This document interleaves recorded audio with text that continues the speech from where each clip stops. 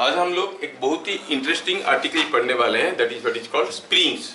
ठीक है, अब क्लास 11th में स्प्रिंग करके कोई चैप्टर आपको नहीं मिलेगा, किसी भी बुक में आपको स्प्रिंग करके एक टॉपिक नहीं मिलेगा, लेकिन स्प्रिंग का जो है न्यूमेरिकल्स हर जगह मिलेंगे। वो बहुत सारे चैप्टर में घुसा हुआ है स्प्रिंग वाला chapter. It is just like to stable, कहीं स्कूल में नहीं पढ़ाते हैं लेकिन हर जगह जरूरत पड़ता ही पड़ता है। तो ये सारे को मिला के मैं एक टॉपिक बना दिया, उसके रिलेटेड क्वेश्चन तो जेई मेन से शुरू करके मेडिकल एंट्रेंस, आईआईटी एडवांस, हर चीज में, जेई एडवांस सब में आता है, ओलंपियाड वगैरह में भी आता है। सो चैप्टर बहुत इंपॉर्टेंट है, इसको फील करना डिफिकल्ट नहीं है अगर समझ जाओगे तो। हम पढ़ने वाले हैं अबाउट स्प्रिंग्स। हाँ, welcome, I am waiting for you. दरवाजा बंद करो, वीडियो में लाइट घुसिया। बहुत बढ़िया। So she is the latest student. क्योंकि सबसे लेट में आया।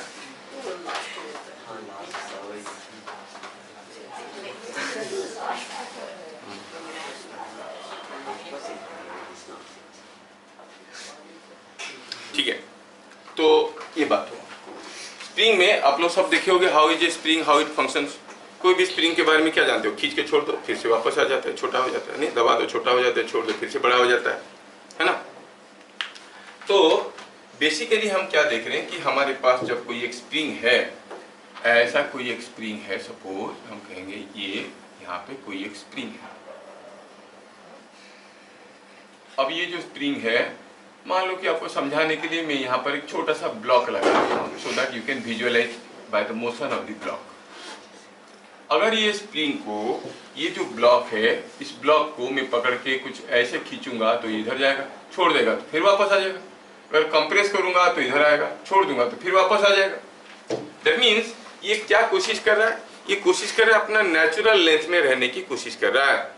ठीक है, अगर ऐसा कोई एक स्प्रिंग है तो ये जो लेंथ बन गया, इसको कहते हैं natural length of the spring. यहां से यहां तक, that is the unstretched length of the spring called natural length. L क्या है? Natural length of the spring of spring। मतलब स्प्रिंग में अगर कोई कंप्रेशन नहीं है या फिर एलोंगेशन नहीं है तो जो एक्चुअल लेंथ है उसको कहेंगे नेचुरल लेंथ। ठीक है, अनस्ट्रेच्ड लेंथ, नेचुरल लेंथ समझ में आया? तो स्प्रिंग क्या करता है? पहला चीज हम नोटिस कर रहे हैं कि जब भी हम कोई स्प्रिंग को डिफॉर्म करते हैं मतलब या तो एलोंगेट कर देते हैं या फिर कंप्रेस कर देते हैं, छोड़ने से वो क्या करता है, फिर से वापस अपना नेचुरल लेंथ में आ जाता है। तो स्प्रिंग में एक रिस्टोरिंग टेंडेंसी है जो अपना नेचुरल लेंथ को रिस्टोर करने की कोशिश कर रहा है। क्या बात समझ में आया? अगर ये ब्लॉक यहाँ पे था, अगर आप ये ब्लॉक को खींचोगे इधर तो छोड़ देने से ये वापस आ जाएगा यहाँ पे, है कि नहीं? मतलब जब आप उसको एलोंगेट करते हो, स्प्रिंग क्या कोशिश करता है? उसको वापस लाने के लिए। That means when you are giving it a deformation like this, the spring pulls it back in this direction, है कि नहीं? जब आप ब्लॉक को थोड़ा इधर को ले लोगे x, तो स्प्रिंग कोई फोर्स लगा के इसको खींच के वापस लाएगा, जिसको आप कहेंगे स्प्रिंग फोर्स, है कि नहीं? सिमिलरली अगर ये ब्लॉक को मैं इधर को पुश कर देता हूं बाय ये डिस्टेंस x, अब क्या है कि स्प्रिंग दब गया है। Now the spring will push you back towards the natural length. मतलब आप जो भी डिफॉर्मेशन दोगे, स्प्रिंग का फोर्स उसका अपोजिट है। समझ में आया क्या? अगर मैं एलोंगेट किया तो स्प्रिंग को छोटा करने की कोशिश करेगा, मैं कंप्रेस किया तो उसको ये बड़ा करने की कोशिश किया। जैसे ब्लॉक को मैं इधर लाया तो स्प्रिंग फोर्स इधर को है, उधर लिया तो स्प्रिंग फोर्स इधर को है कि नहीं? उल्टी तरफ में क्यों फोर्स देता है? अरे वही तो हम देख रहे हैं, स्प्रिंग का काम भी तो ये लंबा करके छोड़ दो वापस आ जाता है, उसी को ना स्प्रिंग कहते हैं। अगर लंबा करके छोड़ देने से और लंबा हो जाएगा, उसको स्प्रिंग कहोगे क्या? पढ़ रहे हैं हम लोग स्प्रिंग के बारे में। कोई चीज को लंबा करके छोड़ दिए, जैसे छोड़े और लंबा हो गया, तो स्प्रिंग नहीं सांप है। स्प्रिंग क्या है? जिसको लंबा करके छोड़ देने से छोटा हो जाता है, छोटा करके छोड़ने से वापस आ जाता है, उसी को स्प्रिंग, उसी के बारे में पढ़ रहे हैं। क्यों होता है? उसी के बारे में पढ़ रहे हैं तो क्यों? आया समझ में? ठीक है, अभी क्या हुआ? So when you deform the spring, it develops a restoring force opposite to the deformation. Not only that, अगर आप ये ब्लॉक को 1 सेंटीमीटर खींच के रखोगे तो स्प्रिंग भी आपको वापस खींचेगा, but you can bear it. लेकिन अगर इसको आप 20 सेंटीमीटर खींच के रखोगे तो स्प्रिंग आपको जोर से खींचता है, रोकना मुश्किल हो जाता है। मतलब जो फोर्स है वो सिर्फ ऑपोजिट नहीं है, प्रोपोर्शनल भी है। एक ज्यादा होगा तो जोर से वापस खींचेगा, कम होगा तो धीरे से वापस खींचेगा। Are you getting? तो ये फोर्स का दो कैरेक्टरिस्टिक हमें समझ में आया। क्या है ये फोर्स कब डेवलप होता है? Whenever there is a deformation in the spring. क्या होता है मैग्नीट्यूड? क्या होता है direction? Direction is always opposite to the deformation. Magnitude क्या होता है? It is proportional to the deformation. ज्यादा दूर खींचेंगे तो जोर से वापस खींचेगा, थोड़ा सा खींचेंगे तो धीरे से वापस खींचेगा। Are you getting? मान लो छत से कोई स्प्रिंग झूल रहा है, इसको ऐसे पकड़ के खींचना है नीचे 5 सेंटीमीटर। 5 सेंटीमीटर खींच के पकड़ के रखना है 10 मिनट के लिए। ये आपके लिए आसान होगा कि स्प्रिंग को खींचना है नीचे 20 सेंटीमीटर और 10 मिनट के लिए पकड़ के रखना है। कौन सा केस में इजी होगा? 5 सेंटीमीटर, क्योंकि उसमें वो धीरे से वापस खींचता था। 20 सेंटीमीटर खींचोगे तो जोर से ज्यादा खींचेगा। Are you getting? है कि नहीं? तो जो जो चीजें हमें समझ में आया उन चीजों को हम लिखेंगे। क्या है समझ में? Whenever a spring is deformed, whenever a spring is deformed, deformed का मतलब हुआ elongated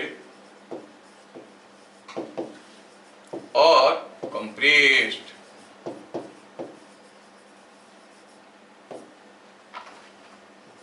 It develops a restoring force, develops a restoring force,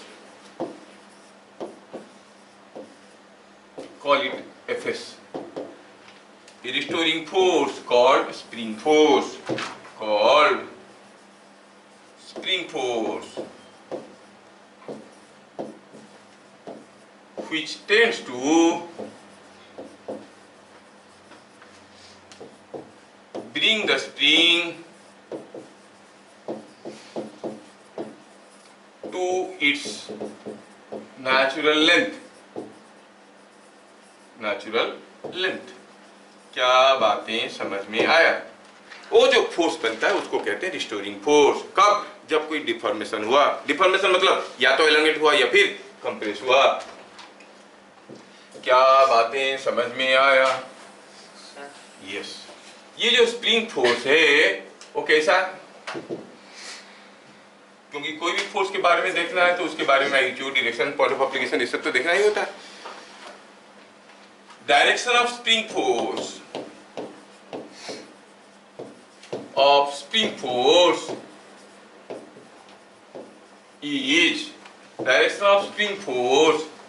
is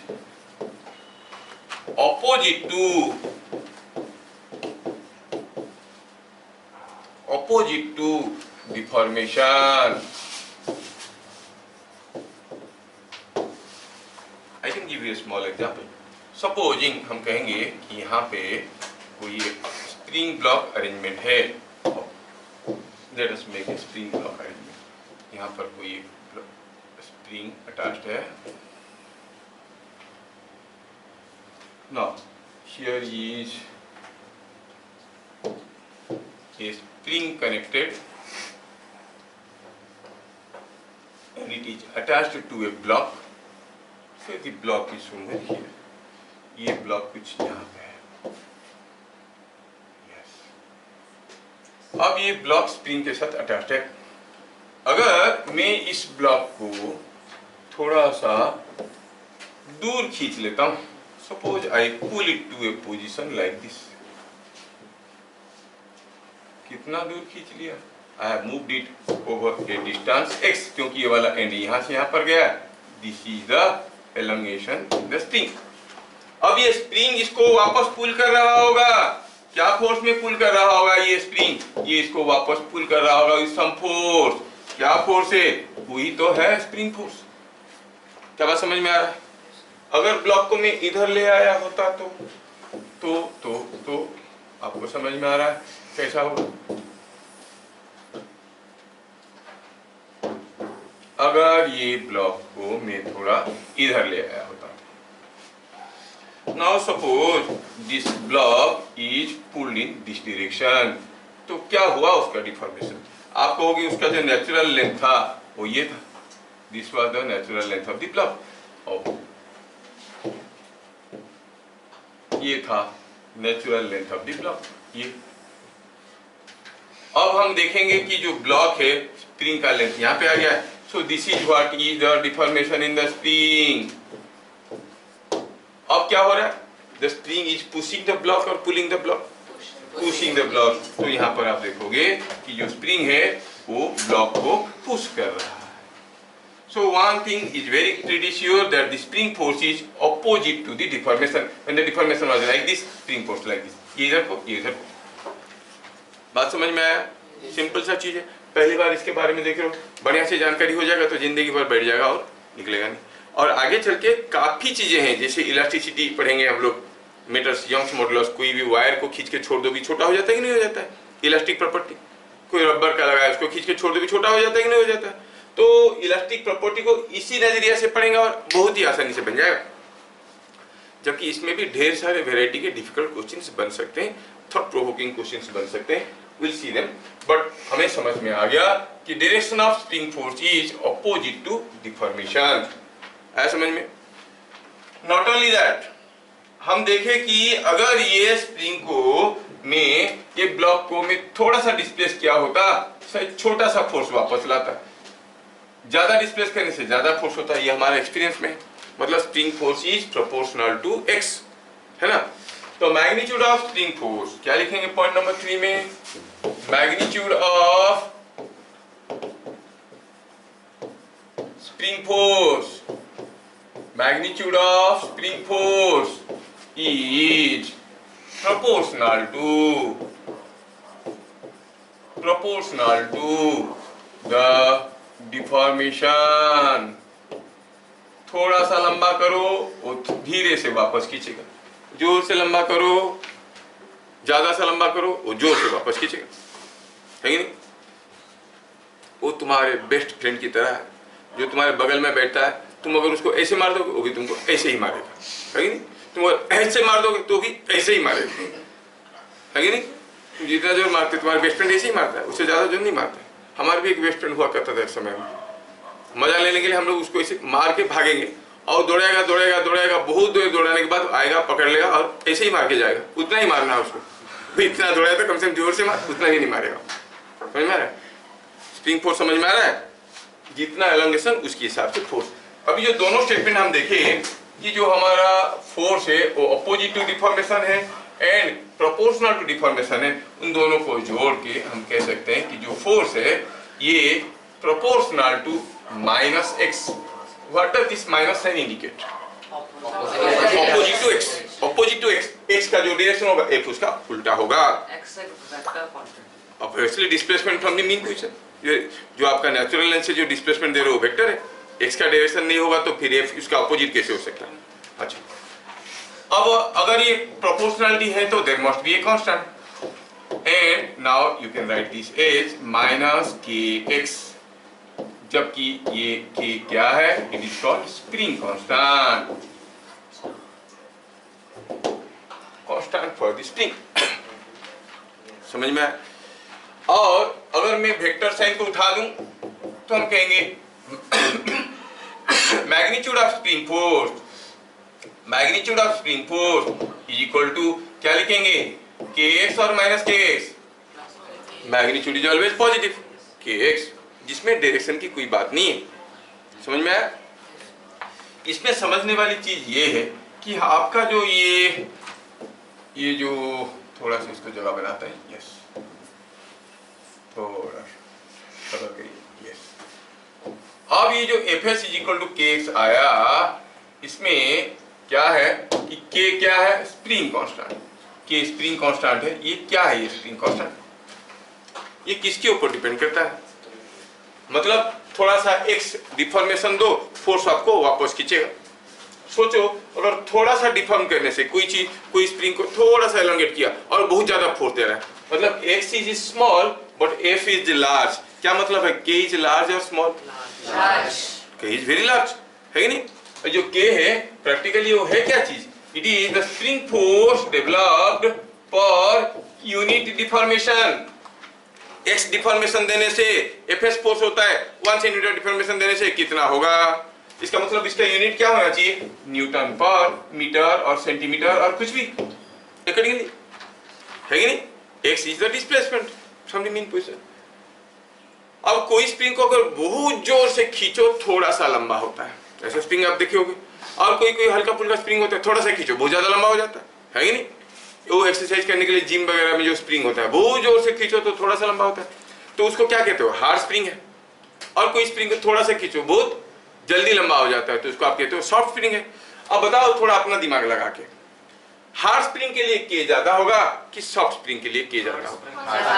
hard spring में when you give a small value of x you get a large value of f। ये छोटा है ये बड़ा है, मतलब क्वांटिटी बहुत बड़ा है, so it is more for hard springs, more for hard springs. Why I introduced this word? Because इसमें फीलिंग में आ जाता है, कोई स्प्रिंग को देख के इसका के ज्यादा है कि कम है, कोई हार्ड लग रहा है तो के ज्यादा है ना? तो फीलिंग में प्रैक्टिकली के साथ प्रैक्टिकल आप लोग जोड़ सकते हो।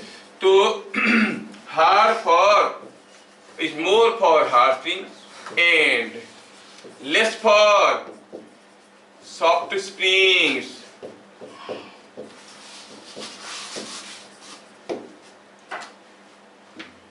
ठीक है। दूसरा,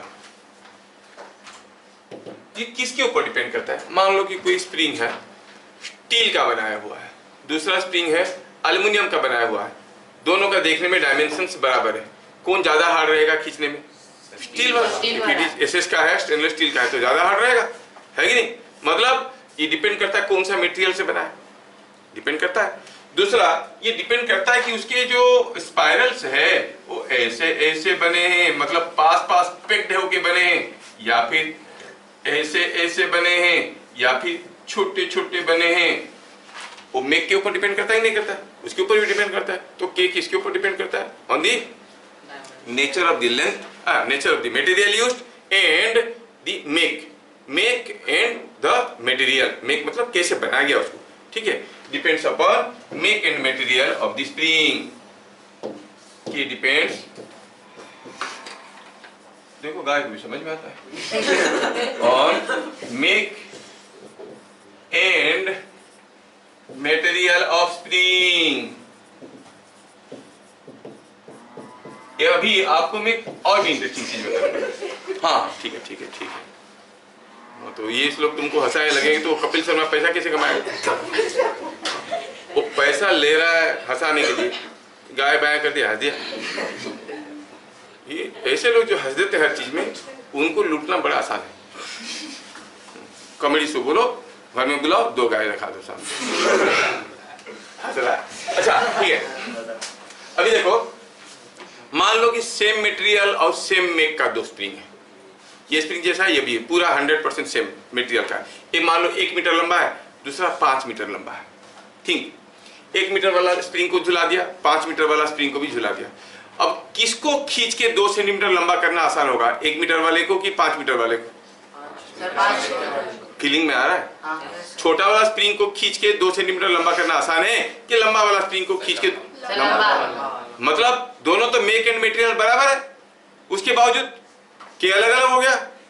तो और किसके ऊपर डिपेंड करता है? के ऑन द नेचुरल लेंथ। ज्यादा natural length less spring constant, less natural length हम लोग प्रूव भी करेंगे, आगे आगे प्रूव भी करेंगे इसको, k is inversely proportional to the natural length prove करेंगे।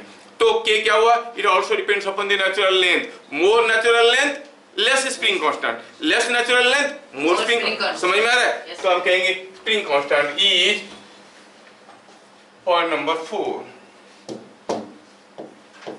Spring constant is inversely proportional to ऐसे नहीं लिखेंगे, डिपेंड्स अपॉन नेचुरल नहीं लिखेंगे, इनवर्सली प्रोपोर्शनल करके बाद में लिखेंगे। Spring constant depends on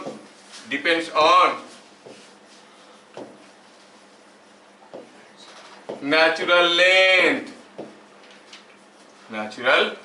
length of spring. More natural length. हाँ चिन्मय दत्ता बताओ, मोर स्प्रिंग कांस्टेंट और लेस स्प्रिंग कांस्टेंट? हम जो लिख रहे हैं जिसमें मोर नेचुरल लेंथ इंश्योर्स ये implies less spring constant। कैसा हुआ सर? ओ तो हम लोग समझ गए क्योंकि खींच के देखें पता चल गया, लेकिन फिजिकली प्रूफ भी करना होता है, प्रूफ भी करेंगे नहीं? Point number 5, for a deformed spring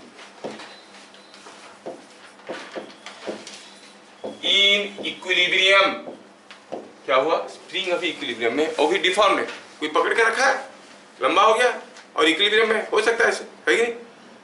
for a deformed spring in equilibrium the spring force is equal to and opposite to the deforming force.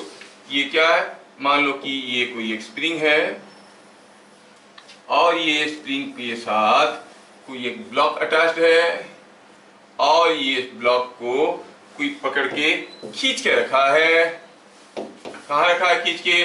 कुछ डिफॉर्मेशन पे।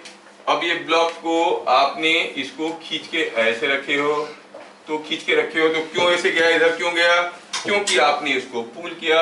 With whatever force you pull that force is called the deforming force. यही force इसको deform कर रहा है।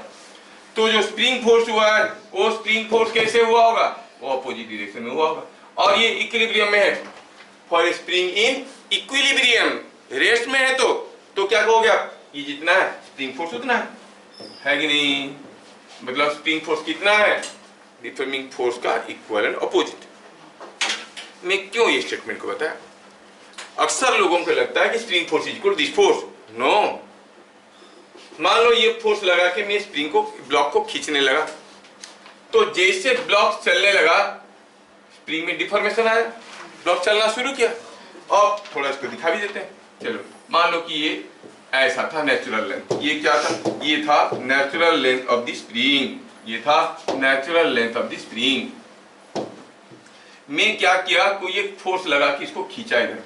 जैसे मैं खींचने लगा तो क्या हुआ? ये जो ब्लॉक है चलने लगा। जब ब्लॉक इतना दूर गया था, क्या इसमें स्प्रिंग फोर्स था? हाँ था। कितना था? जितना गया है, x गया है ना, ये अगर x गया है तो kx था। लेकिन मेरा फोर्स तो डिफॉर्मिंग फोर्स है। क्या मेरा वो स्प्रिंग फोर्स मेरे फोर्स को बराबर था? नहीं, मेरा फोर्स कांस्टेंट है। तो स्प्रिंग का फोर्स क्या हो रहा है? जैसे मैं इसको आगे ले रहा हूं, स्प्रिंग का फोर्स धीरे धीरे बढ़ते आएगा। अल्टीमेटली जब इक्विलिब्रियम आएगा तो स्प्रिंग का फोर्स मेरा फोर्स की बराबर हो जाएगा और body will come to rest. मतलब spring force is gradually increasing, it doesn't depend upon my force. मेरा फोर्स कितना है उससे स्प्रिंग फोर्स पता नहीं चलेगा। हाँ, जब इक्विलिब्रियम में तब जाके spring force is equal to deforming force, otherwise not. समझ में आ रहा है क्या? मान लो कि यहाँ पर कोई एक स्प्रिंग है। यहाँ पर मैंने क्या किया? एक 2 kg का ब्लॉक लगा दिया। अगर 2 kg का ब्लॉक रेस्ट में है तो स्प्रिंग फोर्स कितना है? 20 न्यूटन। क्योंकि रेस्ट में है, क्योंकि ये डिफॉर्म करने की कोशिश कर रहा है, स्प्रिंग वापस खींचने की कोशिश कर रहा है, 20 न्यूटन हुआ। सपोज ये ब्लॉक को यहाँ पर झुलाने के बाद मैंने क्या किया? इसको धक्का दे दिया। अब ये ब्लॉक ऐसे ऐसे होने लगा। क्या during this motion spring force is 20 newton? No, कभी तो 20 न्यूटन से ज्यादा है तो कभी कम भी है, बट मेरा deforming force is always 20 Newton, है कि नहीं? इसे रखा था, मैं अगर इसको एक बार ऐसे किक मार के छोड़ दूंगा तो ऐसे होने लगेगा। तो डिफॉर्मिंग फोर्स बदल रहा है क्या? नहीं, वो that is constant. Deforming force 2g is constant, but spring force is changing. कहने का मतलब है spring force is not equal to deforming force all the time, only at equilibrium. बात समझ में आ रहा है ना? मैं क्यों बता रहा हूँ? क्योंकि बड़े बड़े बच्चे छोटे छोटे मिस्टेक कर लेते हैं और फंस जाते हैं। और जेई वाले इतना बेदर क्या कहते हैं, माइनस मार्किंग कर देते हैं। गड़बड़ किया तो गया माइनस, सही किया तो प्रसाद, नहीं तो प्रसाद नहीं मिलेगा ऐसा नहीं, प्रसाद तो नहीं मिलेगा, डंडा भी मिलेगा। समझ में आ रहा है? तो बड़ा सतर्क होने जाना पड़ता है। क्या ये चीजें आपको समझ में आया कि व्हेन, हाँ आ रहे कमिंग टू योर पॉइंट। तो मैं देखा कि जब कोई स्प्रिंग इक्विलिब्रियम में है तभी आप कहोगे कि जो स्प्रिंग फोर्स है वो डिफॉर्मिंग फोर्स का इक्विवेलेंट अपोजिट है।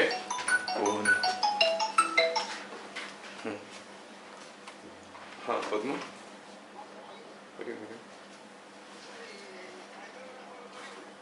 हाँ चलो କାଲି ରକ୍ଷା ବନ୍ଧନ ଅଛି ନା, ମୁଁ ଘରେ ବିଜି ଯାଇଲି, ଫଙ୍କସନ ଚାଲିବ, ତମେ ଆସି ଘର ଘର ଦରକାର हो हो हरे हरे गॉट इट, समझ में आया? आगे इतने सारे चीज समझने के, हाँ तेरा डाउट मिस्टर सर वो जो इक्विलिब्रियम में है, अगर हम उस सर अगर वो फोर्स फिर भी लग रहा है तो फिर सर वो यूनिफॉर्म वेलोसिटी से ऐसा मूव नहीं कर पाएगा क्या? देखो अब उसका question, I am coming to your point. वो पूछ रहा है कि मैं इक्विलिब्रियम में दिया हूँ, मेरा स्प्रिंग फोर्स दिया है, ये मेरा डिफॉर्मिंग फोर्स, ये बैलेंस हो गया, ये रेस्ट में, मतलब नेट फोर्स 0 है, तो इसको अगर धक्का दे देंगे तो कांस्टेंट वेलोसिटी में नहीं जाएगा क्या? अरे अगर जाएगा मेरा फोर्स कांस्टेंट रहेगा, ये कांस्टेंट रहेगा क्या? सर मैं बोल रहा हूँ कि अगर हम FD को भी ऐसे मतलब वेरी करेंगे कि it is always equal to F। हाँ क्यों नहीं हो सकता? यस क्यों नहीं हो पाएगा? पहले आप लगाओगे 0 फोर्स FD 0, फिर लगाओ 1 न्यूटन, फिर 2 न्यूटन, धीरे धीरे बढ़ाते जाओ। अरे ये कोई ब्लॉक है, ये ब्लॉक को कांस्टेंट वेलोसिटी में लेना है, लेकिन छोड़ देंगे तो ये बूम करके नीचे गिरेगा। मान लो इसको पकड़ के रखे थे, छोड़ देंगे तो ये नीचे गिरेगा, तो ऐसे ऑसिलेट होने लगेगा। You want to take it with constant velocity, तो पकड़ के रखो, धीरे हाथ को नीचे लो, that means you are decreasing your normal reaction, तो ये धीरे कांस्टेंट वेलोसिटी में नीचे आएगा। कर सकते हैं कुछ भी कर सकते हैं, लेकिन that is not a topic to be discussed here. तो उस केस में भी तो Fs हां that is always equal to, so depend करता है। तो स्प्रिंग फोर्स बेसिकली FD के ऊपर डिपेंड नहीं करता है, और उसका कहने का मतलब है, वो बोला कि अगर हम FD को धीरे बढ़ाएंगे तो ये भी धीरे आगे चलेगा, तो ये स्प्रिंग फोर्स धीरे बढ़ेगा। तो बोला तब भी तो और ये कांस्टेंट वेलोसिटी में जा रहा है, तो FD और Fs दोनों बराबर होंगे। उस केस में भी नहीं होगा, क्योंकि आप FD लगाओगे, थोड़ी दूर आगे जाएगा, तब जाके स्प्रिंग फोर्स बनेगा। समझ में आ रहा है?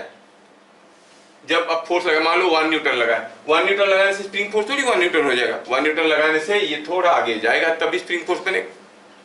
तो कौन आगे बनेगा? आपका फोर्स। जब आपका फोर्स था 1 न्यूटन, तो स्प्रिंग फोर्स क्या था? 0। फिर ये मूव किया, उसके बाद स्प्रिंग फोर्स बना 1 न्यूटन। Are you getting? ये बात है।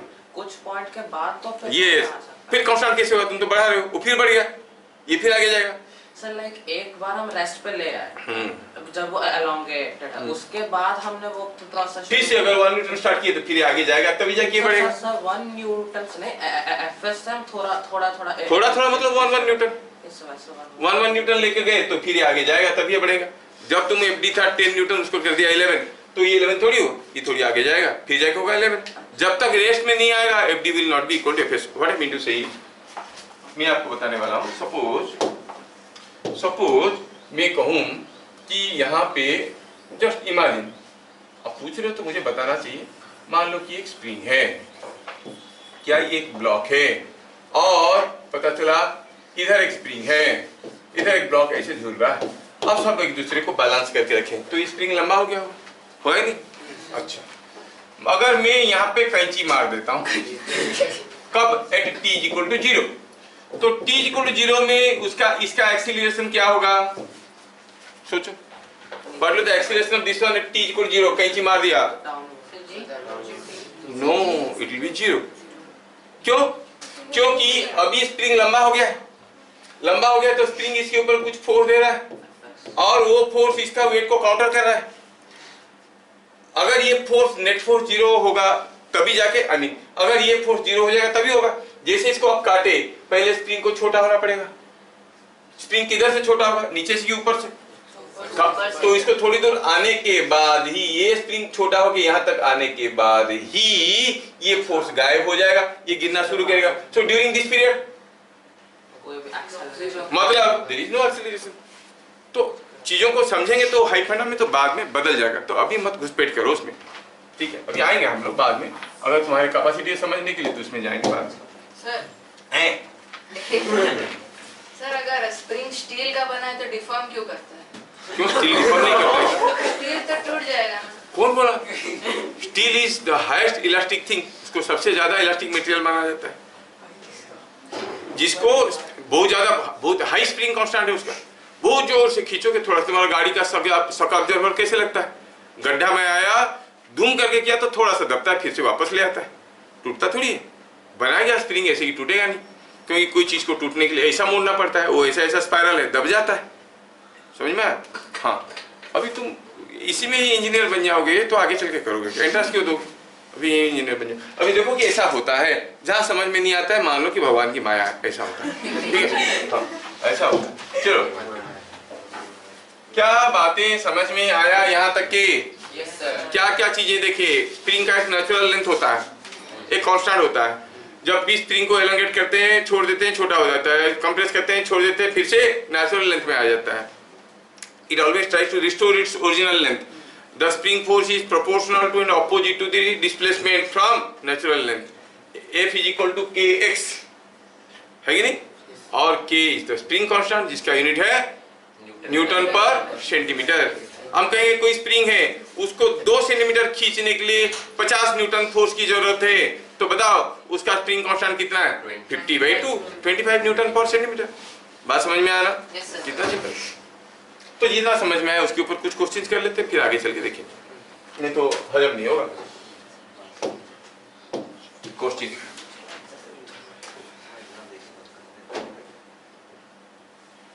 क्वेश्चन नंबर 1 सबसे simple question. If elongation in a spring is 4 centimeter under a stretching force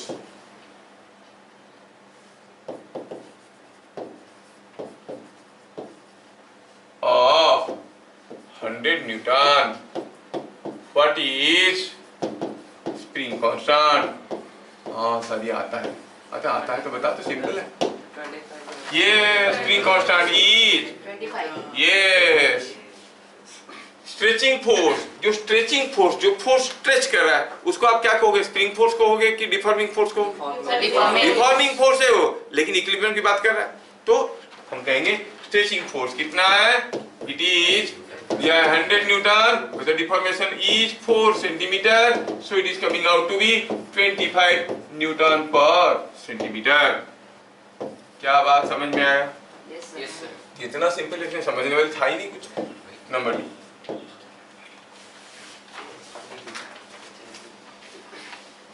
same spring is loaded by different blocks as shown. Different blocks as shown. क्या दिया है? Same spring था, ये एक स्प्रिंग था, इसको हमने लोड दिया है कैसे? By 2 different blocks. ये है बात, कुछ ऐसा है। यहाँ पे लगा है एक ब्लॉक, चलो मानते हैं कि ये 4 kg का है और ये 1 kg का है, और ये दिया गया है इसमें, ये स्प्रिंग इधर क्या है, तो इधर इसका लेंथ दिया हुआ है, इसका लेंथ दिया हुआ है समथिंग कितना से 40 सेंटीमीटर, और इसका लेंथ दिया हुआ है कितना? चलो इसका लेंथ कुछ दूसरा दिया हुआ है, कितना दिया हुआ है इसका लेंथ? इसको थोड़ा सीधा करो। इसका लेंथ दिया हुआ है समथिंग लाइक 42 सेंटीमीटर। क्या आपको समझ में आया क्वेश्चन? सेम स्प्रिंग से इस ब्लॉक को झुलाया, स्प्रिंग का लेंथ हुआ 40 सेंटीमीटर और दूसरे केस में स्प्रिंग का लेंथ हुआ 42 centimetre. Look the questions carefully.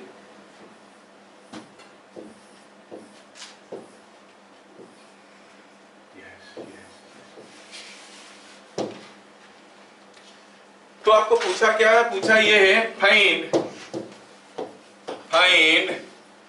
Spring constant and natural length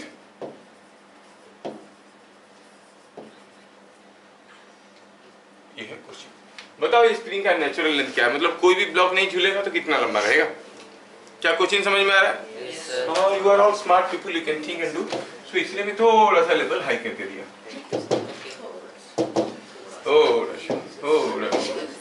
थोड़ी सी में ज्यादा मजा आता है। अब ये हो गया 2 ब्लॉक, ये हुआ 1 ब्लॉक और ये हुआ दूसरा ब्लॉक। दोनों ब्लॉक झूल रहे हैं, एक 4 kg का, एक 1 kg का। क्या आप लोग सोच पाओगे इसको? हाँ, सो सिंपल है। क्या है? आप लोग सोच लो, उसके बाद मैं करता हूं। सोमिली को मिली 100,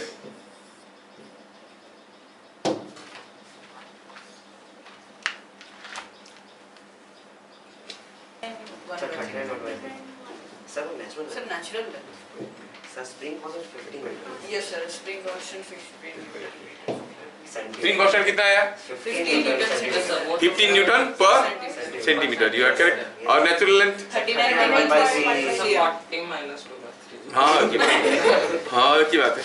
तो कैसे निकाले तुम लोग? Let natural length is L, spring constant is k, है नहीं? चलो थोड़ा दूसरा सोचते हैं। तुम लोग क्या किए? Natural length is L, spring constant is के, तो इस केस में क्या फोर्स है, क्या एलोंगेशन है? नहीं, just for your method solution में योर मेथड। फिर मेरा मेथड देखोगे तो थोड़ा अच्छा लगेगा। मेरा मेथड कुछ अलग नहीं है, वही है, थोड़ा ये फॉर्म। योर मेथड में क्या है कि पहला केस में जो टोटल लेंथ है वो क्या है? नेचुरल लेंथ प्लस एलोंगेशन, दोनों मिलके कितना है? 40। नेचुरल लेंथ तो मालूम नहीं है, लेकिन एलोंगेशन कितना है? ये डिफॉर्मिंग फोर्स कितना है? 1g 10 न्यूटन है कि नहीं? F/k, क्योंकि F = kx। क्या बात समझ में आ रहा है? 10 = kx, तो ये F/k ये हो गया 40। ये बन गया इक्वेशन 1। दूसरे केस के लिए क्या मुझे रौनक बताएगा? दूसरे केस के लिए इक्वेशन क्या बनेगा? L plus 40/k is equal to, बताओ 42। बस सॉल्व करो, आंसर निकल गया। ये आपका मेथड है। क्लियर? हाँ, तो उसमें क्या है? ये इजी है। नहीं सर, मैं तो और एक मेथड में किया। बहुत बढ़िया, बहुत बढ़िया। चलो देखो अब दूसरा मेथड, सेकेंड मेथड। ये पहला मेथड में सॉल्व किया, आपका आंसर भी लिख देता हूँ। आपका जो k आया 15 न्यूटन पर सेंटीमीटर है। अच्छा, before I go for the second method, मैं आपको पूछूंगा, सपोज यहाँ पे कोई एक स्प्रिंग है, थोड़ा फील करो, उसको लिखना नहीं है। मान लो स्प्रिंग कांस्टेंट दिया है 20 न्यूटन पर सेंटीमीटर। अगर मैं इसको खींचता हूँ विथ ए फोर्स ऑफ से 40 न्यूटन, तो ये कितना लंबा होगा एट इक्विलिब्रियम? 40 न्यूटन फोर्स से खींचा, के दिया है 20 न्यूटन पर सेंटीमीटर, कितना लंबा होगा? 2 सेंटीमीटर। हाँ, अच्छा। अब मैं यहाँ तक खींच रहा हूँ। अगर मैं यहाँ पर जो 40 न्यूटन फोर्स था उसको बना दिया 50 न्यूटन, मतलब और 10 न्यूटन जोड़ दिया, और 10 न्यूटन जोड़ देंगे तो और कितना खुल जाएगा? Extra 10 Newton. एक्स्ट्रा 10 न्यूटन के लिए एक्स्ट्रा कितना खुलेगा? 10/20, तो हो जाएगा कितना? 2.5। क्या ये बात समझ में आ रहा है? मैं अगर 50 न्यूटन देता ये 2.5 खुल जाता। मैं पहले दिया 10 खुला 2, और दिया 10, पहले दिया 40 खुल गया 2 सेंटीमीटर, फिर दिया 10 सेंटीमीटर खुल गया 0.5। मतलब for every additional force corresponding additional elongation can be calculated as additional force by spring constant। The additional elongation is additional force by spring constant. क्या बात समझ में आया? सो सिंपल है। अगर यही चीज समझ में आ गया भैया, इसमें और क्या रखा है? Now look at this case. 10 newton दे रखे थे, दिए कितना? 40 न्यूटन। कितना एक्स्ट्रा फोर्स दिए? 30 न्यूटन। 30 न्यूटन में कितना एक्स्ट्रा लंबा हो गया? 2 सेंटीमीटर। 30 न्यूटन देने से 2 सेंटीमीटर होता है, तो स्प्रिंग कांस्टेंट कितना है? 30/2, 15 न्यूटन पर सेंटीमीटर। समझ में आया क्या? एक बार स्प्रिंग कांस्टेंट मिल गया तो निकालो इसमें कितना एलोंगेशन हुआ होगा, इसमें कितना एलोंगेशन हुआ होगा? 15 F/K 40/15 हो गया एलोंगेशन। तो पूरा लेंथ में से उसको माइनस कर तो मिल जाएगा आपको नेचुरल लेंथ। ऐसा क्या देख रहे हो? समझ में आया? सबको समझ में आया? तो फिर क्या लिखेंगे सेकंड मेथड में?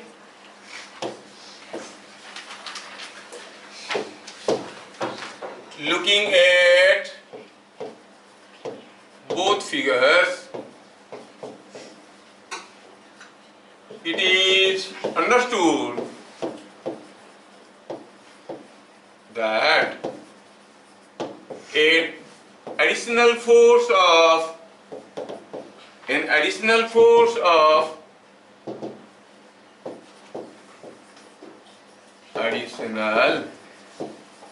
force of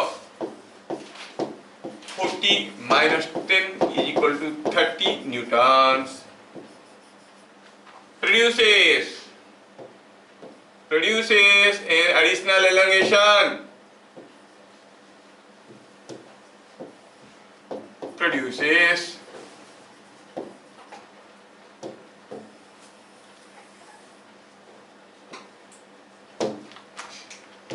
an additional elongation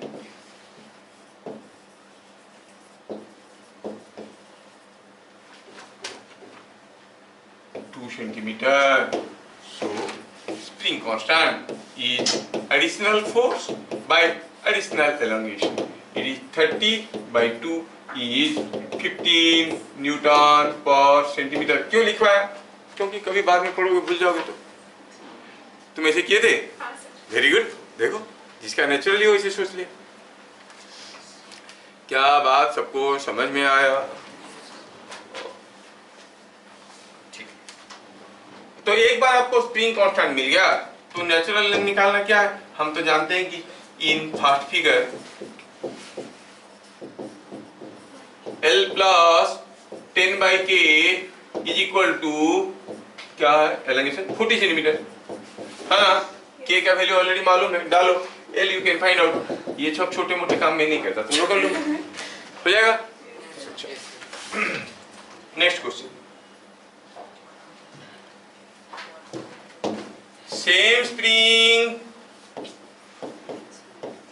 is loaded by same block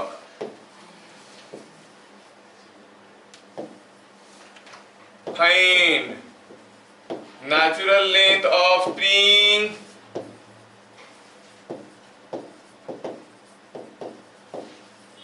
and spring constant। कितना मस्त है। सेम स्प्रिंग को दो अलग अलग तरीके से लोड किया गया है। पहला केस में हमने इसको ऐसे झुलाया, कोई ब्लॉक जो इसके नीचे झूल रहा था। दूसरा केस में सेम ब्लॉक को सेम स्प्रिंग से झुलाया नहीं, क्या क्या उसको इसके ऊपर रख दिया, उल्टा कर दिया। Now I keep the block on this spring.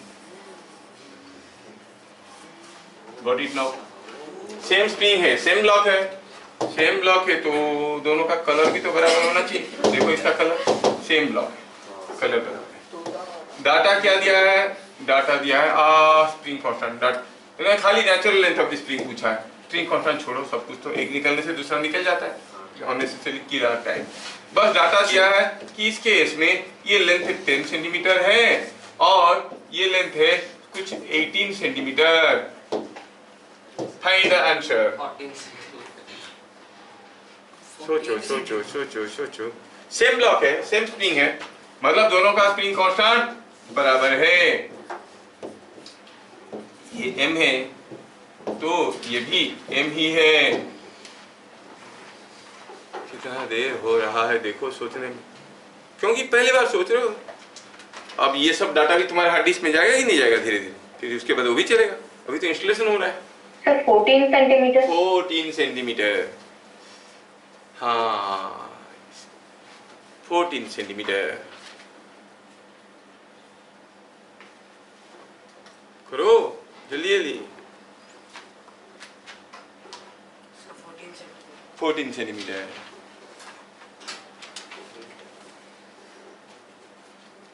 कुछ लोग कूल नहीं है इसलिए वो नहीं कर पाते। वो क्या है, there in competition. Don't compete with anyone. क्या किसके साथ कम्पीट करना, किसको हराना जीतना थोड़ी है।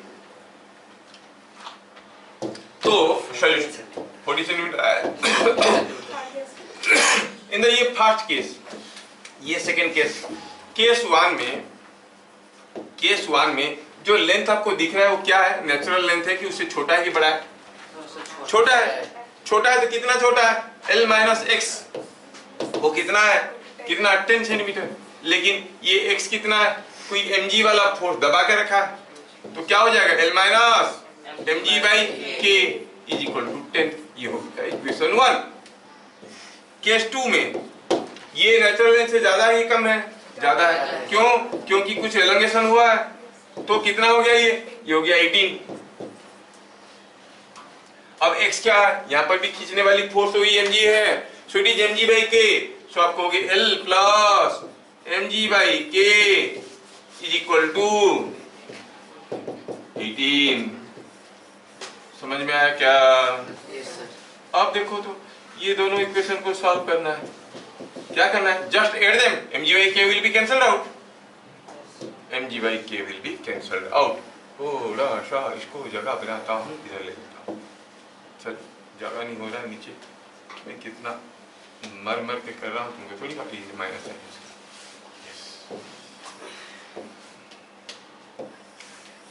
ओके वी गो फॉर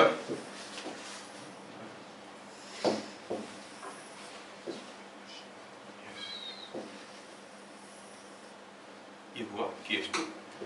तो केस 2 में क्या हो गया, ये mg by k that is equal 18। दोनों केस को अगर ध्यान से देखा जाए तो इक्वेशन 1 प्लस इक्वेशन 2 समझ में आ रहा है CD, तो ये दोनों कैंसिल हो जाएंगे। 2L इज इक्वल टू 28 है कि नहीं, तो L कितना हो गया 14। तो सॉल्विंग L इज 14 सेंटीमीटर। क्या बात समझ में आया?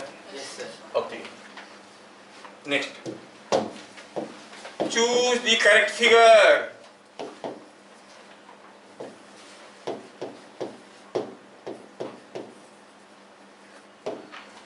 Assume that each spring has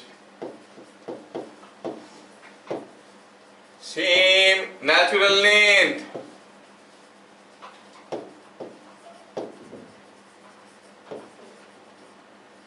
दोनों स्प्रिंग का बराबर नेचुरल लेंथ है। कौन सा फिगर सही है, मैं आपको कुछ फिगर दिखा रहा हूं। ये कोई एक ब्लॉक है, ये दूसरा है। दोनों स्प्रिंग का नेचुरल लेंथ बराबर है। यहाँ पर कोई चीज झूल रहा है। दूसरा केस है, ये कोई एक स्प्रिंग है, दोनों का नेचुरल लेंथ बराबर है। और जो झूलने वाली चीज अभी वो कुछ ऐसे दिख रहा है।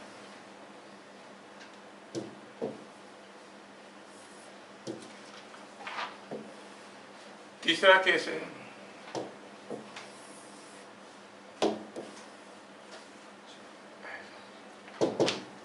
वैल्यू दिया गया है। पहला केस में स्प्रिंग कांस्टेंट दिया है 20 न्यूटन पर सेंटीमीटर और इसका दिया है 30 न्यूटन पर सेंटीमीटर। दूसरा केस में ये दिया गया है 20 न्यूटन पर सेंटीमीटर। और इतना लिखने में जगह खराब होता है, मैं I want to write otherwise, ताकि जगह कम लगेगा। तो जगह कम लगेगा, जगह कम लगेगा, जगह कम। यस, तो एक हो गया k, दूसरा हो गया 2k। ये हो गया k, ये हो गया 2k, ये हो गया k, ये हो गया 2k। कौन सा फिगर करेक्ट है? आपको सोचना है और बताना है। तीनों है A, B, C। I hope the question is understood. पहले से नहीं बोल देते, मैं इतना मेहनत किया। क्या होगा इसमें? हार्ड स्प्रिंग कौन है? K और 2K? 2K। हार्ड स्प्रिंग का ज्यादा एलंगेशन होगा कि कम एलंगेशन होगा? कम। सॉफ्ट का ज्यादा हो गया, टेढ़ा हो गया। ऐसे फीलिंग में आ रहा है ना चीजें? यस, तो सही आंसर हुआ सी। थोड़ी देर में बोले, पहले से बोल देते थे, इतना लिखना नहीं पड़ता। एनीवे, नेक्स्ट बनाना है, बनाओ इसको, बनाना है। अभी तो पूरे क्लास में 1 डजन बनाना है। बनाओ बनाओ बनाओ।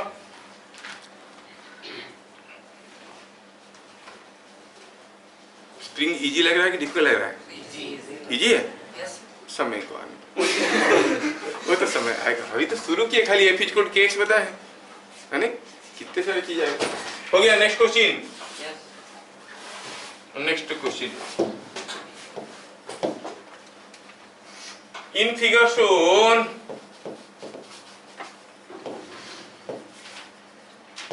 the block was pulled to right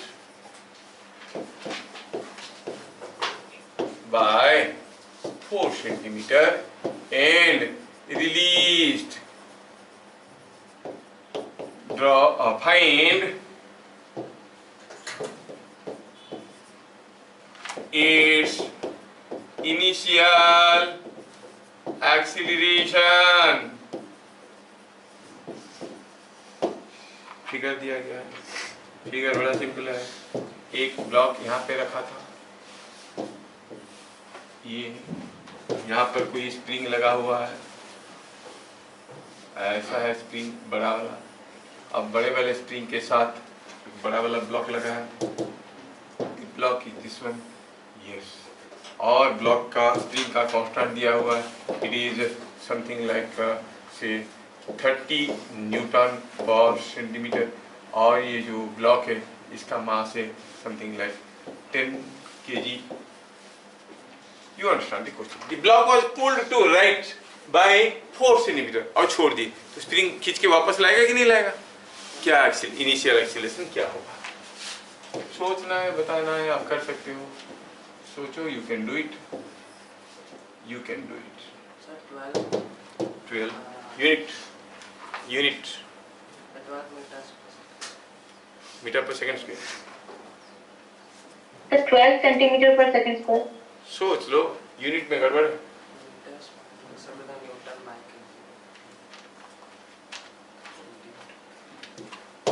solution. When x is 4 centimetre, क्या आप स्प्रिंग फोर्स बता सकते हो? हाँ, k कितना है? 30 न्यूटन पर सेंटीमीटर इंटू 4 सेंटीमीटर। खा गए ना? क्या मिला?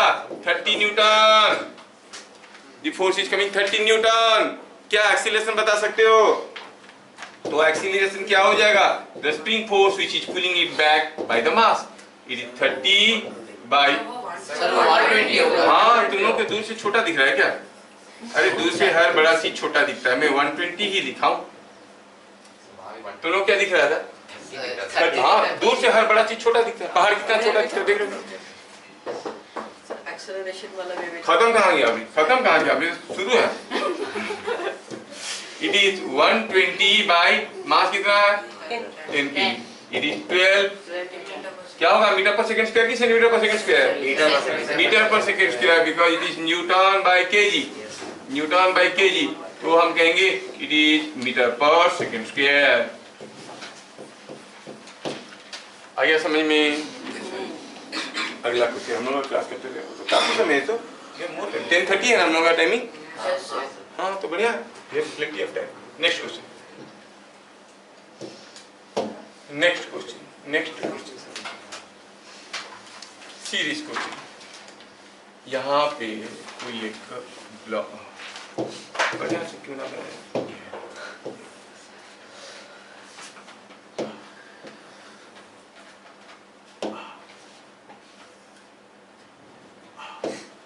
यहाँ पर रखा है बीच में। यहाँ पे रखा है कोई एक ब्लॉक जो कि यहाँ पे है, they are being connected by two springs. यहाँ पर है एक स्प्रिंग, यहाँ पर है एक स्प्रिंग, यहाँ पर है एक स्प्रिंग। ये ब्लॉक है।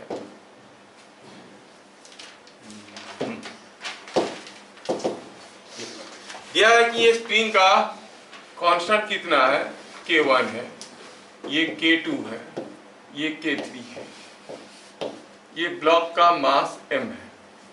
क्या क्वेश्चन समझ में आया?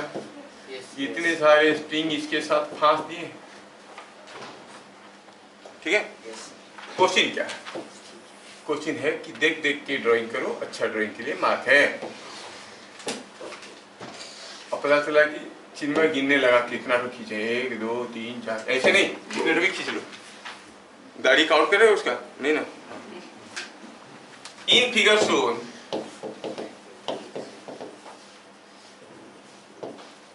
if block is displaced to right by x is equal to 2 centimeter and released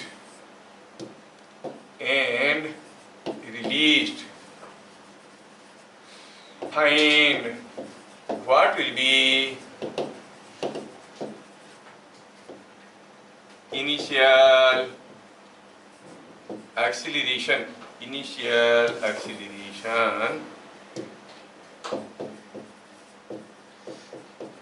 of block। Data दिया है, K1 दिया है 20 न्यूटन पर सेंटीमीटर, गिवन डाटा को किधर लिखते हैं, गिवन तीनों का वैल्यू दिया हुआ है।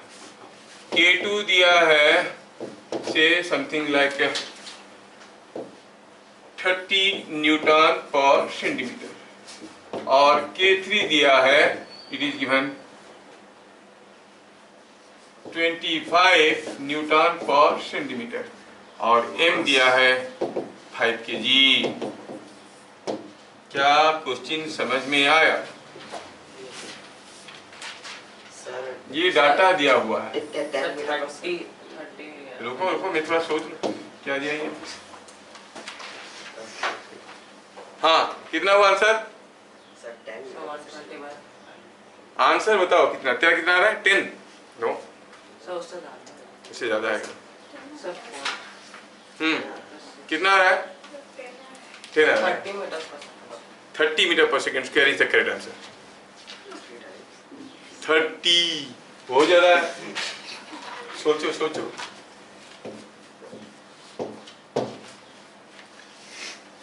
ठीक है, कोई तो बना दिया कॉपी।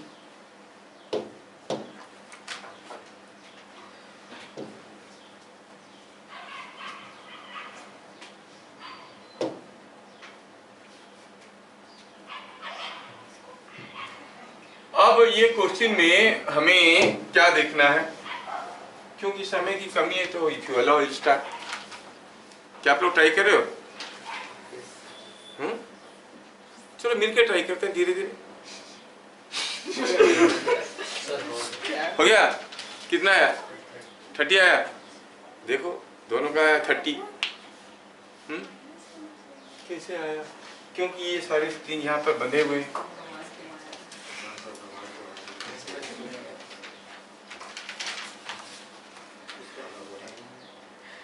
कुछ हड़बड़ी में गड़बड़ी है। देखो रौनक का आने वाला है। रौनक कितना आया?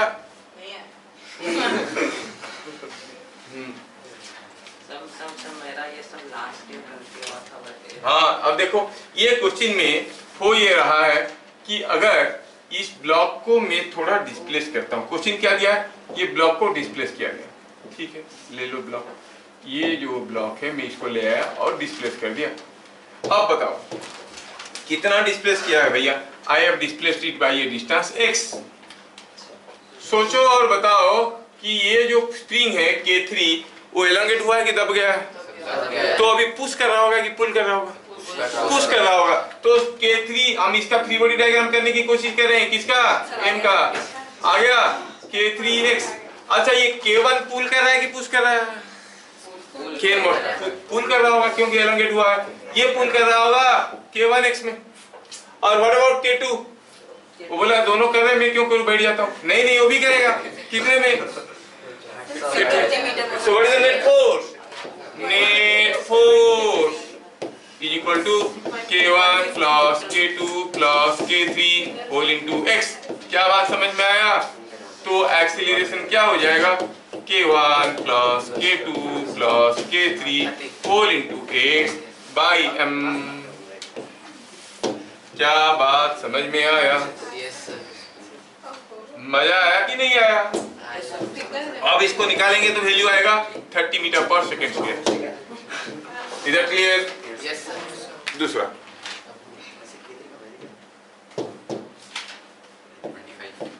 in which case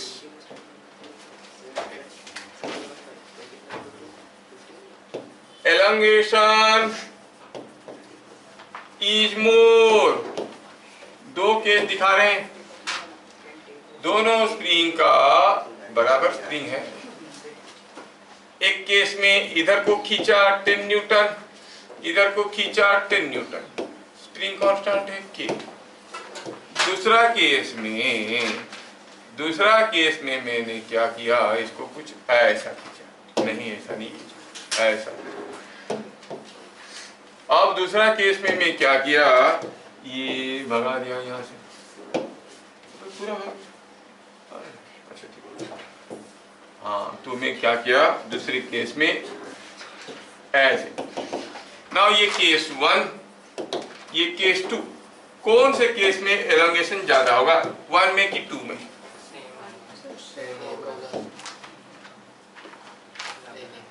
सोचो।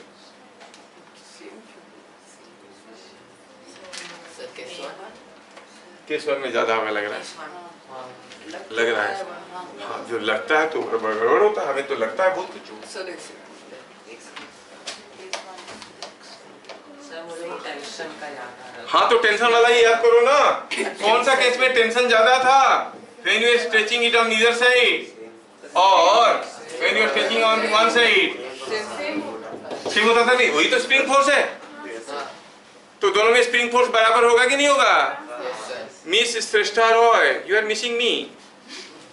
इधर तो नहीं देख रहे हो, सुन रहे हो? अच्छा तो बताओ कि इसमें क्या हुआ कि स्प्रिंग फोर्स इज सेम। तो सॉल्यूशन में क्या लिखेंगे? In each case spring force is same, so elongation is same। क्या बात समझ में आया? मैथमेटिकली क्या मैं तो स्प्रिंग फोर्स बराबर आया तो मैथमेटिकली क्या लिखना है? स्प्रिंग फोर्स बराबर कैसे आया वो? वो सब चीज फील करना पड़ता है। इस केस में देखो, मैं कहूंगा कि ये वाला केस बराबर है। कैसे? मैं खींचा 10 न्यूटन में, ये स्प्रिंग इक्विलिब्रियम में, भाग क्यों नहीं रहा? क्योंकि ये स्प्रिंग खींच, अभी ये स्प्रिंग का फ्री बॉडी डायग्राम देखो, ये स्प्रिंग क्यों रेस्ट में है? मैं तो खींच रहा हूँ, भागना चाहिए, क्यों नहीं भाग रहा? क्योंकि ये खींच रहा है 10 न्यूटन में। तो बात बराबर हुआ ना? स्प्रिंग का फ्री बॉडी डायग्राम करेंगे तो दोनों केस बराबर हो गया कि नहीं हो गया? हाँ तो deforming force must be same, दोनों केस में कोई अंतर नहीं है।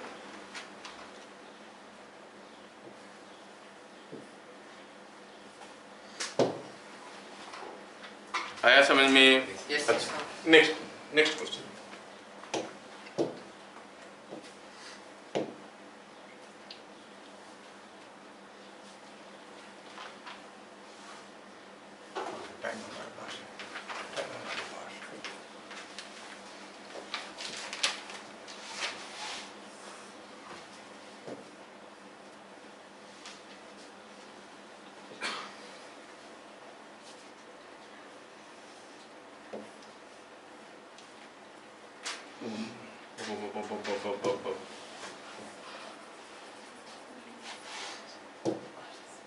बिठाओ बीच में स्प्रिंग।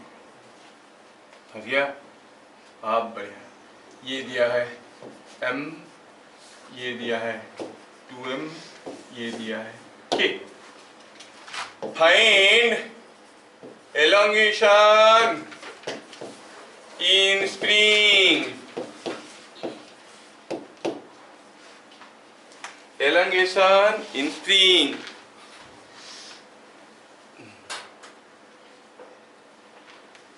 ओके, elongation में स्प्रिंग, ये स्प्रिंग में क्या elongation है? ऐसा चीज हम लोग कर चुके हैं पहले से, सबको मालूम है। You can do it, you are all good boys and girls, तो आप इसको कर सकते हो। मैं सिर्फ कलरफुल बना रहा हूँ, तो जाओ और फिर ये फुली भी पेंटेड बाय एशियन पेंट्स। चलो मेरे पास काम नहीं है, तुम लोग कह रहे हो तो मैं कलरिंग कर रहा हूँ। 2mg/k। कैसे बने? पहले हमें निकालना पड़ेगा कि अच्छा क्या बताओ, जो स्प्रिंग में फोर्स होगा, क्या आपको ये फीलिंग में आ रहा है कि the spring force is same as tension in the thread? वही तो हुआ, मतलब आपको क्या पूछा है? Tension in the thread. एक बार टेंशन मिल गया तो स्प्रिंग फोर्स मिल गया, दैट बाय के इज एलोंगेशन, खत्म कहानी। हाँ, तो बहुत ही आसान है। टेंशन पता करने के लिए क्या करना पड़ेगा? M A, T equal M A करेंगे, ये पता करना पड़ेगा। सब एक दूसरे के साथ जुड़े हुए हैं नहीं? Solution acceleration is equal to, previous class पढ़ा चुके हैं मैकेनिक्स में, driving force by driven mass. चीजें याद है कि भूल गए? याद है। देखिए कौन बताएगा, याद है कि नहीं? अगर दो ब्लॉक लगे हैं m1 and m2 and m2 is more than m1, what is the acceleration formula? कितने लोगों को आता है? थोड़ा हाथ उठा बताओ तो। हाँ बोलो। यस, ठीक है, मतलब तुम लोग पढ़े लिखे लोग। हाँ, तो ड्राइविंग फोर्स यहाँ पे क्या है? क्या फोर्स सिस्टम का चला रहा है? क्या mg? No, 2mg। हाँ, यही चला रहा है, तो 2mg। और इसके चलते चल कौन रहा है? दोनों है कि नहीं? 2m plus m, and that is 2g/3, है ना? और टेंशन क्या हो जाएगा? अब ये टेंशन यहाँ पर देखो तो टेंशन कितना हो जाएगा? It should be equal to ma, t is equal to ma। क्या समझ में आ रहा है? t इक्वल टू ma समझ में आया? चैप्टर हम लोग पहले से पढ़ चुके हैं, बार बार नहीं पढ़ाएंगे, वो हो चुका है हम लोग का, है कि नहीं? तो इसका फ्री बॉडी डायग्राम देखेंगे तो t इक्वल टू ma मिलेगा। अगर इसका फ्री बॉडी डायग्राम देखेंगे तो t इक्वल टू क्या बोलेंगे? mg प्लस ma कि mg माइनस ma? नीचे जा रहा है mg माइनस ma, उससे भी करो। सो इट इज कमिंग ma कितना? 2mg/3। तो फिर एलोंगेशन क्या हो जाएगा? This 2mg/3 is nothing but this spring force. यही तो स्प्रिंग फोर्स है। इसका मतलब ये हुआ the elongation is spring force by spring constant. So it is 2mg/3k। क्या बात समझ में आया? आया समझ में? ठीक है, 2mg/3k। क्या सोमिली को समझ में आया? Yes, sir. You come on video. तुम हो कि कोई AI का बना कर बैठा दियो, क्या मालूम? आजकल बच्चे बड़े स्मार्ट हैं। हाँ, आओ। Are you still there Somili? Yes, देखो सर ऊपर कॉर्नर ये मारना पड़ता है। Sir corner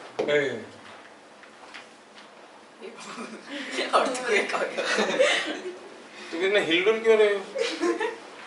are you okay? Sir phone को ठीक से स्टैंड नहीं कर पा रही इसमें।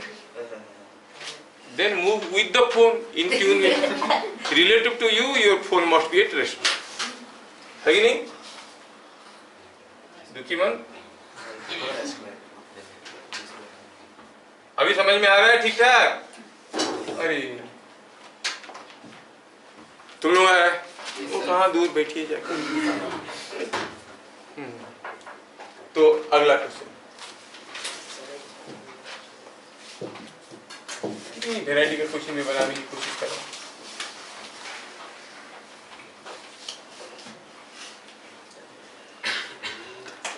यहाँ पे कोई एक स्प्रिंग है और इसमें कुछ ऐसा चीजें लगा है और यहाँ पर एक दूसरा स्प्रिंग है और ये कुछ ऐसा बैठा है। इसका के दिया है 20 न्यूटन पर सेंटीमीटर, इसका के दिया है 30 न्यूटन पर सेंटीमीटर और ये गैप दिया है 2 सेंटीमीटर। क्या बात समझ में आया? दो स्प्रिंग है, बीच में गैप। अब ऊपर वाले को हम दबाएंगे। At the position shown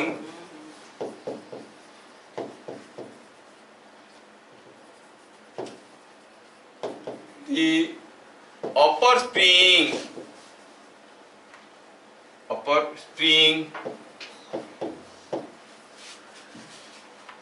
was stretched by a force of 200 newtons.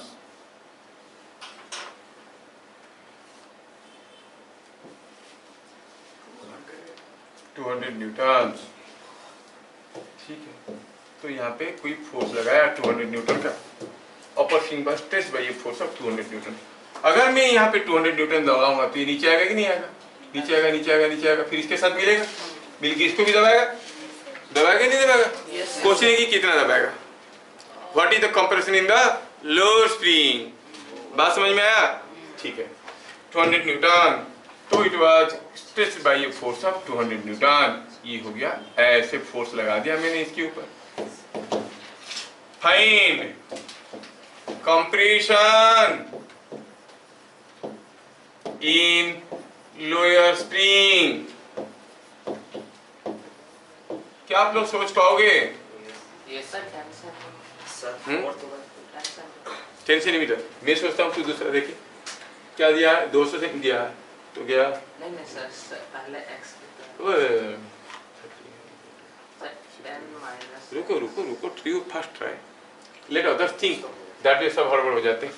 तो गया कितना से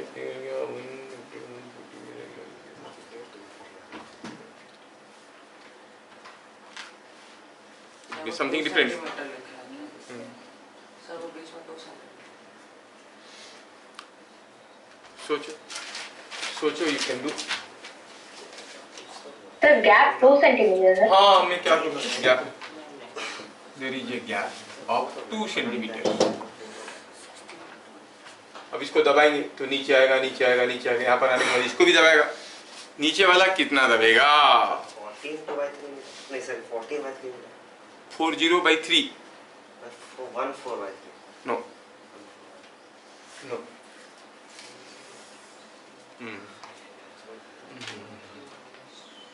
कितना मुश्किल है। ठीक है, सोच लेना, अगले क्लास फिर करेंगे। YouTube में भेजो, आंसर देखते हैं। ठीक है, फिर मिलेंगे अगले क्लास, तब तक के लिए जय हिंद। फिर से भेज सकते हो। नहीं नहीं, क्यों?